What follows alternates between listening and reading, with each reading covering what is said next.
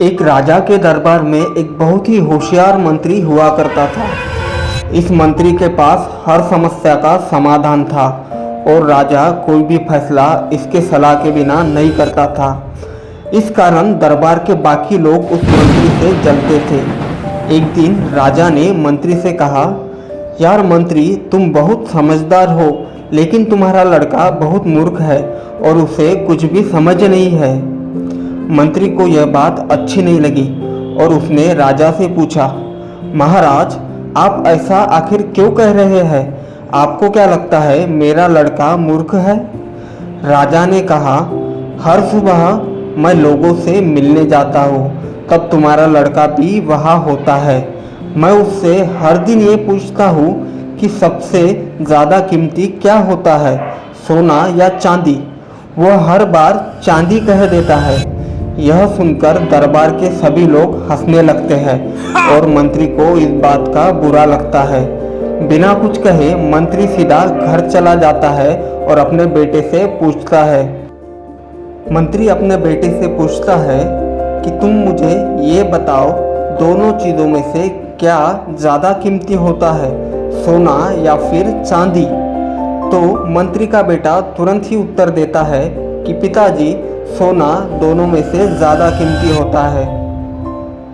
यह सुन मंत्री थोड़ा विचार करने लगता है और अपने बेटे से पूछता है, अगर तुम जानते हो कि सोना ज़्यादा कीमती होता है तो फिर तुम राजा से चांदी क्यों कहते हो?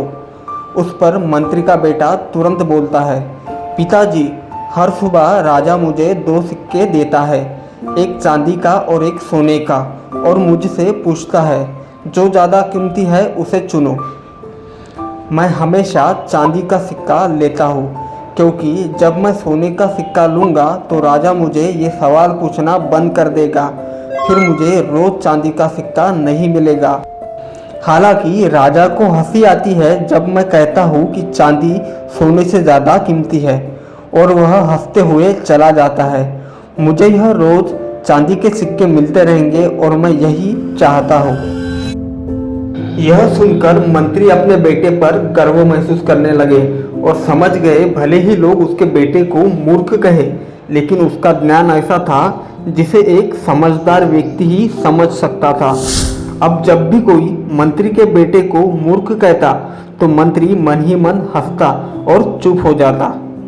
दोस्तों, आपने देखा होगा कि कुछ लोग थोड़ा सा काम करते हैं और उसका दिखावा करते हैं, जबकि कुछ लोग बड़े काम बिना दिखावे के ही करते हैं।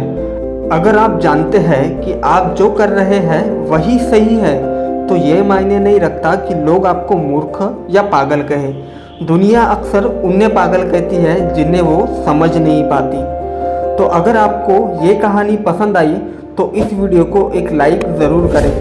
अगली बार एक और कहानी के साथ मिलेंगे। जीवन में धैर्य रखें, आभारी रहें और आगे बढ़ते रहें। धन्यवाद।